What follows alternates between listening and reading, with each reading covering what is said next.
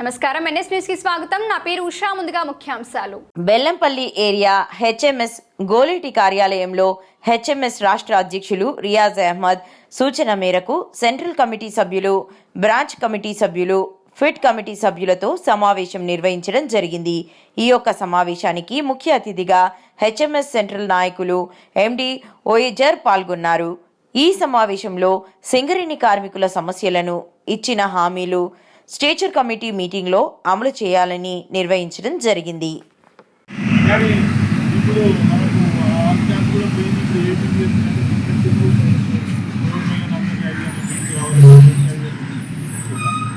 ఆ పరిస్థితికి వచ్చింది. మనకు 5 లక్షల ఇళ్ళపల్లి ఏరియాలో ఇప్పుడు ఉండడానికి కనీసం కోటర్ కావాలంటే కూడా అప్పుడు గతంలో ఇక్కడ ఉన్న టీబీజీకే వైస్ ప్రెసిడెంట్ చాలా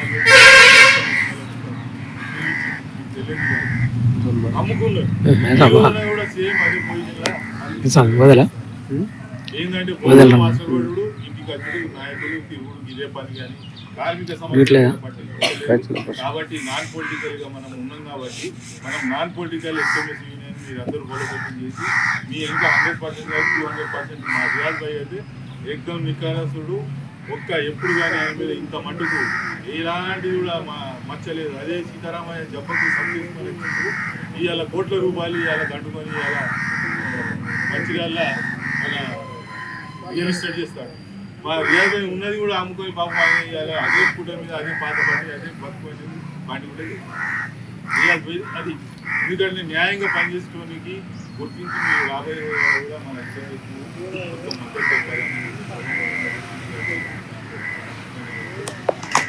అదే టీజీపీకేఎస్ నాయకత్వం ప్రాంతంలో మీరు కాంట్రాక్ట్ వర్కర్స్ చాలా అన్యాయం జరిగిపోయింది, మీకు మేము అనేక హక్కులు సాధించి పెడతాం, మీరు రాణి నాగరిక అని చెప్పేసి పిలుస్తున్న పరిస్థితి అనేది మనం చూస్తా ఉన్నాం. కాబట్టి ఈ యొక్క కాంట్రాక్ట్ వర్కర్స్ కానీ తర్వాత ఉన్న ఈ యొక్క కార్మిక వర్గం కానీ ఒకటే ఆలోచన చేయాలి. వీళ్ళు ఆ పదవులో ఉంటే ఒక రకంగా, పదవులు పోయిన తర్వాత ఒక రకంగా మాట్లాడి మనలా కేవలము మాయ చేసేసి మనలా ప్రలోభాలకు గురి చేసేసి మనకు అన్యాయం చేసే నాయకత్వం ఇక్కడ కనబడతా ఉంది.